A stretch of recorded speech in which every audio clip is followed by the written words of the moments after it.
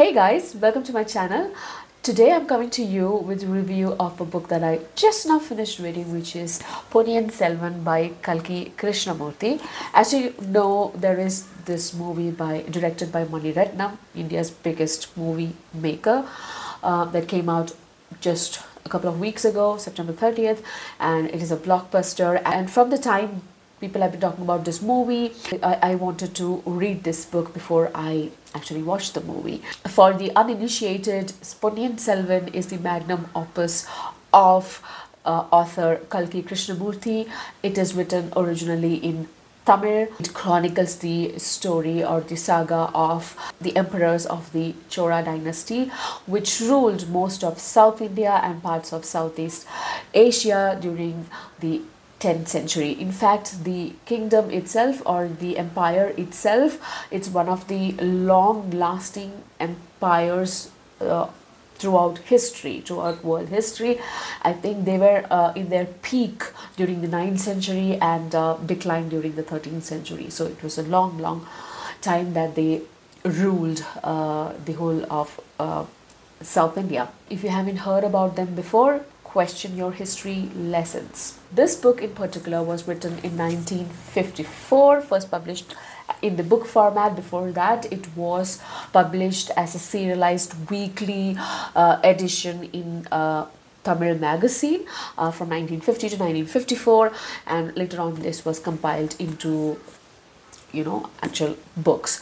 And this book has 5 parts. I read the first book, which is called Pudu Vellam in Tamil, and in English it's called Fresh Floods or New Waters. In this translation it's called Fresh Floods. I read the translation by Pavitra Srinivasan and I was quite impressed by the quality of the translation, but more about that later.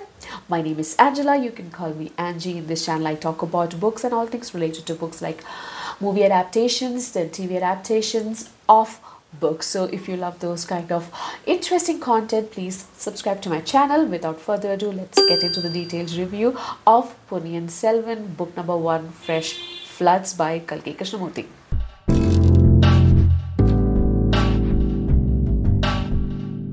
So what is this book about? In the book, we mainly follow our hero Vallavarayan Vandiyathevan or Thevan.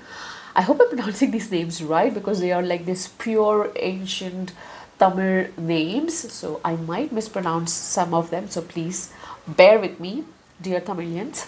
But I'm trying my best. So if you don't know, I'm a Malayali. So, Malayalam is kind of a younger sister language to Tamil. So Malayalam came from Tamil originally and mixed with a lot of Sanskrit and took its own form, if you don't know. So I know a lot of Tamil. I understand Tamil very well, but I cannot read and write. So that's why I opted for the English translation. So I am trying my best to pronounce the name as well as I can. Our hero, Vandiyathevan, is whom we are following in this whole saga. So he has been commissioned by the crown prince, Aditya Karikalan, to convey a message to his sister Kudavai Devi. We follow him through his journey and he reaches different places in the empire and discover what's happening in relation to politics and palace drama. And he discovers a lot of things. He encounters a lot of interesting characters along the way who are pivotal to the future of the whole dynasty. He gets himself into a lot of trouble, even though he is holding back from his mischievous character, which is what he is. He considered himself, and others also consider himself as this instinctive and mischievous person, but at the same time he is brave, he is courageous, he is loyal, and that's why the crown prince selected him for doing this very critical job. One of my favorite characters is Arva Kadiyan Nambi, which is actually played by one of Malayalam's great actors, Jairam. So yeah, I really liked his getup also, and he's exactly like how I could imagine him while reading the book. So that was an excellent casting choice, I think. He is a Veera Vaishnavite. So during the Chola dynasty, there was nothing called Hinduism, right? There were like these different sects of people who worship different gods. So you have Shaivites who worshipped Shiva, you have Vaishnavites who worshipped Vishnu. There was a lot of animosity and enmity between these sects.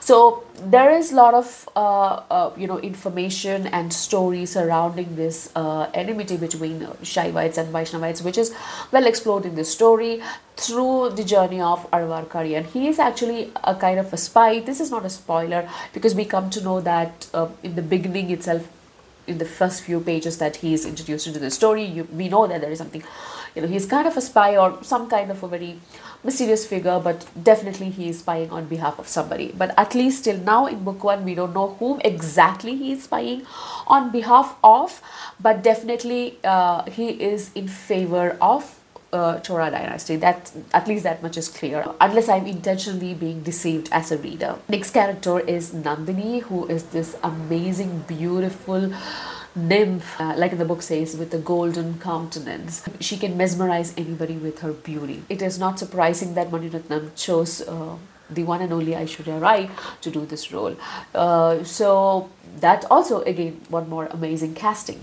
She is mysterious with her own set of agenda that she wants to achieve, and we will discover her true intentions, thankfully, for my contention, because I was so curious to know what her true intentions are. But we do get the answer at towards the end of this book. So that was really satisfactory that we got some answer there. But there are so many mysteries still left open.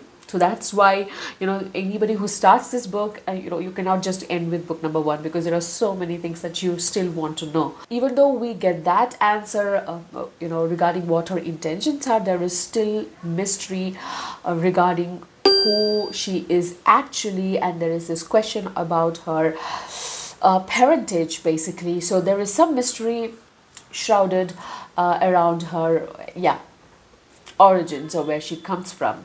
And I'm thinking, I have a lot of guesses, but I'm not revealing anything now. Maybe in book number 2, if I am proven right, I will let you know those. Then we have Kundave Devi. Now, she is the daughter of the Emperor Sundara Chorar. Now, she has a strong hold on her father and brother. She's very adept in understanding politics and keen in strategy. So people do listen to her. Our hero is mesmerized and enamored by her. So it's a side note. We don't know what will happen to their relationship yet, but yeah, there is definitely sparks flying between the two of them. Then comes the titular character Ponniyin Selvan. His actual name is Arulmozhi Varman. He later came to be called as Rajaraja Chola the First. Basically, Ponniyin Selvan means the son of Kaveri, river Kaveri. Then you have the eldest son of the emperor, which is Aditya Karikalan, who actually commissioned our hero Vandiyathevan to carry this message to his sister Kundave Devi. Now, if you're not already confused, you will be, because there are more and more characters that will be introduced in the story, and the relationship between them and the different allegiances, whose side they are on, and all that will come into play, and you might be a little bit confused. But to be frank, 50% into the book, I was clear on who is who and where each of them stand, unless there is some intentional red herring left by the author. We know what things are actually. And another important aspect which really pulled me into the story is the humor. It's a political drama that is unfolding, so these are very serious situations, but the writing, and especially because our main character whom we are following is funny and hilarious and adventurous, you go on an adventurous journey and you have this humor most of the times. There are sober figures as well, and so when you are looking at things from their perspective, the story is told mainly from third person narrative, but still you get these perspective of different people.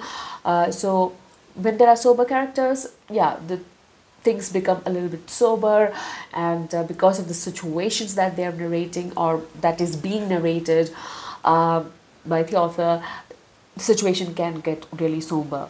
But overall, there is this great sense of humor, coupled with the fact that the story is fast paced. There is every chapter there is something happening. There is no one chapter that is just there for filling up blank pages. You know, every chapter has a story to tell you, every chapter has entertainment. None of the words are wasted. There are so many twists and turns and revelation throughout this book, guys. Like I said, every chapter is rich with plot. Yeah, I've never used that word before, I think, but yeah, every chapter is so rich with plot. You will be always waiting for something to happen, and then they happen. Sometimes your jaw literally drops, like, I didn't see that coming. That's where the ability of Kalki Krishnamurthy as an amazing storyteller comes to light. I'm really impressed by this writer. I think I should discover more from him once I finish this.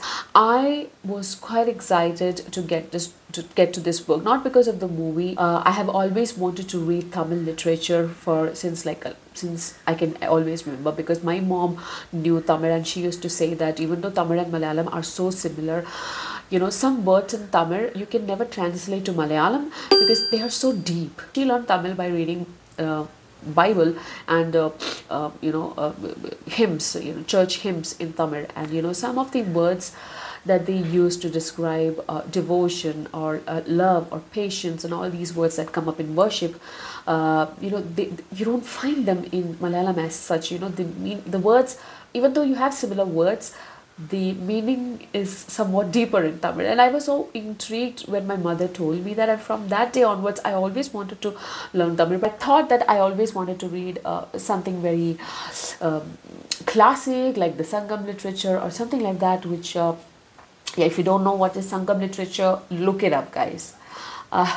So yeah, something like that. And then this came along, talks about this movie and this book and how fantastic this is. And I'm like, okay, maybe Sangam literature, which is very classic, maybe I'll not be able to follow, maybe I'll get bored. I thought that, maybe I should give this a try. But unfortunately, I cannot read it in Tamil because I don't know Tamil, so I'm reading the translation. So that's why I was so excited to start this, because I have this history of obsession with Tamil in general. Luckily for me, this translation by Pavitra Srinivasan is so good, because I was kind of skeptical that the cultural nuances and regional flavor would be lost in translation, but not much was lost. Hopefully, because some of the verses and poems, they are left as it is in Tamil, written in English but in Tamil. Many words, instead of just providing their English translation, they have included or retained the Tamil words, like Adura Salai or Silambam. Some phrases like Stri Hati Dosham, Sandala, all these words, which have such Tamil flavor, they have left it. Even though they have translated it, they have kept the Tamil word in. So that was a wise choice by the translator, I guess, because it retained the essence of the story that is being told. Overall, I think this translation has succeeded very well in retaining the essence of the story that Kalki was trying to say, and which can easily be consumed by non-Tamilians as well, even non-Indians. But for non-Indians, I think there might be a little bit of hurdle to get over. But I think that in this new world where we are all intercultural and exposed to cultures and literature from all over the world, I think non-Indians should also give this book a try, at least book one a try. To wind up, I would say that I generally do not reread books, but this will be a book that I will not hesitate from picking up again. Like, even you ask me to read it again tomorrow, I will do it willfully and readily, because this is so entertaining and so brilliant. And the only regret that I have is that I couldn't read this in Tamil. Thanks for watching, guys. This is Angie signing off. I will be back soon with another video. If you haven't subscribed to my channel, please do so, and please like, share and comment so that I can engage with you more and more. Once again, thanks for watching. Bye bye.